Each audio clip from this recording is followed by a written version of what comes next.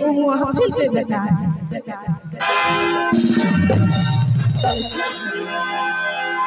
कोথায় बोले अरे साइकिल है पुराना लेकिन चाल है वही, साइकिल है पुराना लेकिन चाल है वही, एक लड़की है मोटी और माल है वही।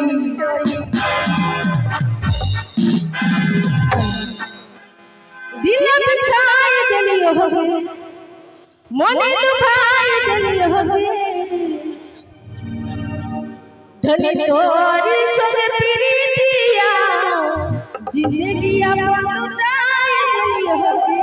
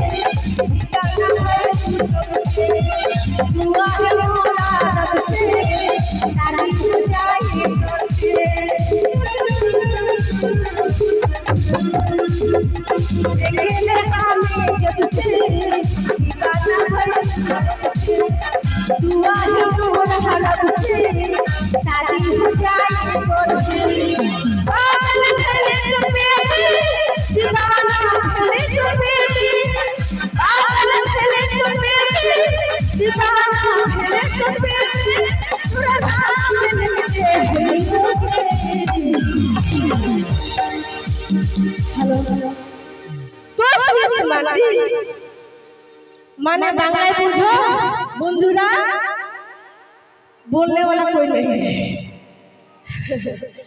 सब किनको शादी हुआ जी नहीं हुआ, हो गया।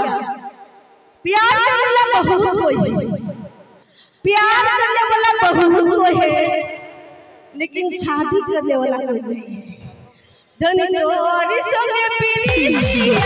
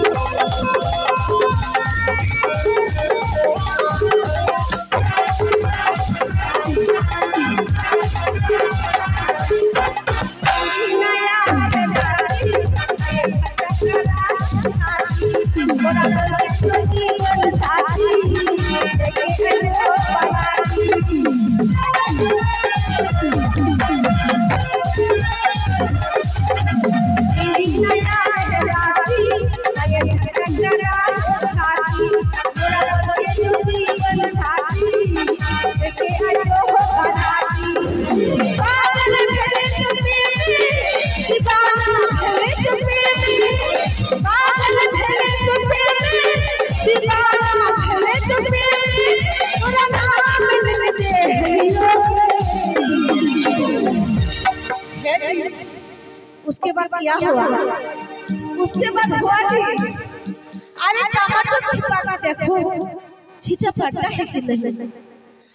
टमाटर छिपा के देखो छींटा पड़ता है कि नहीं। अब बस एक रात शीला जी को पास में सो के देते हैं, मजा मिलता है कि नहीं। धनी तो